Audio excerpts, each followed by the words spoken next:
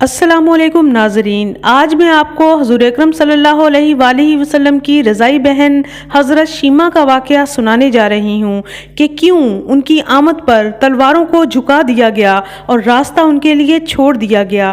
حضور صلی اللہ علیہ وآلہ وسلم کی کوئی بہن نہیں تھی، لیکن جب آپ سیدہ حلیمہ سعدیہ کے پاس گئے تو وہاں حضور صلی اللہ علیہ وآلہ وسلم کی ایک رضائی بہن جو آپ کو لوریاں دیتی تھیں، ان کا نام سیدہ شیمہ تھا۔ شام کے وقت جب خواتین کھانا پکانے میں مصروف ہو جاتی تو بہنیں اپنے بھائی اٹھا کر باہر لے جاتی اور ہر بہن کا یہ خیال ہوتا کہ میرا بھائی زمانے میں سب سے زیادہ خوبصورت ہے۔ بنو سعد کے محلے میں بچیاں اپنے بھائی اٹھاتی، ایک کہتی میرے بھائی جیسا کوئی نہیں اور دوسری کہتی میرے بھائی جیسا کوئی نہیں۔ اتنے میں سیدہ شیمہ اپنا بھائی سیدنا محمد صلی اللہ علیہ وآلہ وسلم کو اٹھا کے لے آتی اور دور سے کہتی میرا بھائی بھی آ گیا ہے، تو سب کے سر جھک جاتے اور سب کہتی نہیں نہیں، تیرے بھائی کا مقابلہ کوئی نہیں کر سکتا، ہم تو آپس کی بات کر رہے ہیں۔ ابن ہشام سیرت کی سب سے پہلی کتاب ہے، اسی میں یہ واقعہ لکھا ہے کہ سیدہ شیمہ حضور صلی اللہ علیہ وآلہ وسلم کو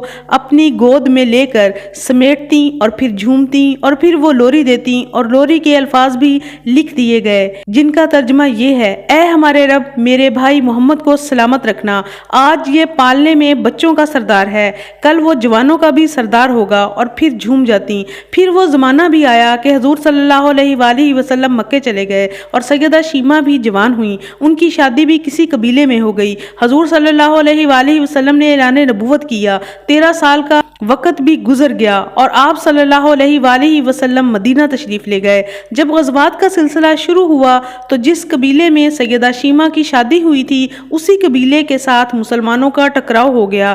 اللہ رب العزت نے مسلمانوں کو فتح عطا کر دی تو اس قبیلے کے چند لوگ صحابہ کرام رضی اللہ عنہ کے ہاتھوں گرفتار ہو کر قید کر دیے گئے۔ تب وہ لوگ اپنے قیدیوں کو چھڑانے کے لیے فدیہ جمع کرنے لگے۔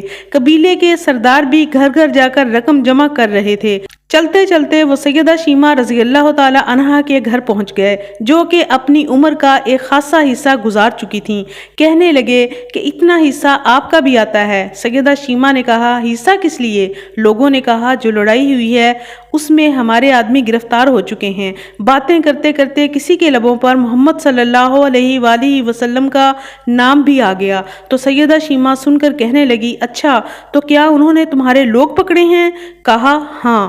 سیدہ شیمہ نے کہا تم رقم اکٹھی کرنا چھوڑ دو، مجھے ساتھ لے چلو۔ سردار نے کہا آپ کو ساتھ لے چلیں؟ سیدہ شیمہ کہنے لگی ہاں، تم نہیں جانتے وہ میرا بھائی لگتا ہے۔ قبیلے کے سردار کے ساتھ جب سیدہ شیمہ حضور صلی اللہ علیہ وآلہ وسلم کے خیموں کی طرف جا رہی تھیں اور صحابہ کرام رضی اللہ عنہ ننگی تلواروں سے پہرا دے رہے تھے، وہ مدنی دور تھا۔ سیدہ شیمہ قوم کے سرداروں کے ساتھ جب آگے بڑھنے لگی تو صحابہ کرام نے تلواریں سونتیں اور پکارا او دیہاتی عورت رک جا، دیکھتی نہیں آگے کوچہ رسول ہے، آگے بغیر اذن کے جبرائیل بھی نہیں جا سکتے، تم کون ہو؟ سیدہ شیمہ نے جواب میں جو الفاظ کہے ان کا اردو ترجمہ یہ ہے، میری راہیں چھوڑ دو، تم جانتے نہیں میں تمہارے نبی اکرم صلی اللہ علیہ وآلہ وسلم کی بہن لگتی ہوں۔ صرف اتنا ہی کہنے کی دیر تھی، تلواریں جھک گئیں، آنکھوں پر پلکوں کی چلمنیں آ گئیں، راستہ چھوڑ دیا گیا۔